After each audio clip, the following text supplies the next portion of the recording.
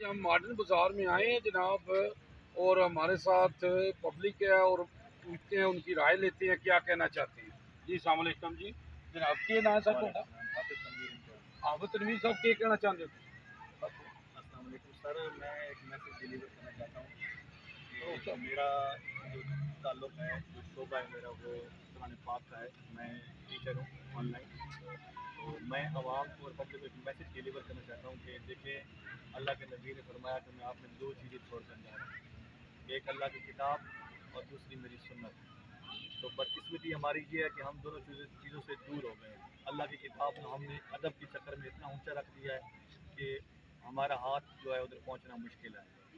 सालों साल हमारा जो है अल्लाह का जो मैसेज है, कुरान पाक है, वो पढ़ा रहता है, हम उसको देखते तक नहीं है कि उसमें लिखा क्या है। ज़्यादा से ज़्यादा कारी साहब को बुलाकर हम बच्चों को कुरान पाक पढ़ा देते हैं, लेकिन ये हम सोचना भी पसंद नहीं करते कि कुरान पाक में लिखा हुआ क्या है, अल्लाह का मैसेज क्या है। जबकि हमारे मोबाइल में जेब में एक डिवाइस है मोबाइल, जैसे कोई मैसेज आता है तो हम फौरन खोल के देखते हैं कि इसमें क्या मैसेज है। तो जो अल्लाह का जो मैसेज है, 1400 साल गुजर गए हैं, उससे हम दूर हो गए हैं। तो मेरी यही रिक्वेस्ट है कि हम कुरान पाक को समझ कर पढ़ें कि अल्लाह का मैसेज हमारे लिए क्या है, जिसमें हम सारी उम्मत के लिए, हम सब के लिए फलाह कामयाबी है। तो मेरी यही रिक्वेस्ट है कि अल्लाह के कलाम को पढ़ें, समझें और उसके ऊपर अमल करें, ताकि हमारी कामयाबी है। जी बहुत शुक्रिया जी। जी जनाब माशाल्लाह जी, कारी साहब का मैसेज है कि कुरान जड़ा ना जो आया ना, जड़ा कुरान का मतलब ही है कि इनू बार बार पढ़िया जाए। कि कुरान पाक एक ऐसी किताब है जी कि मैं क्या बयान करूँ।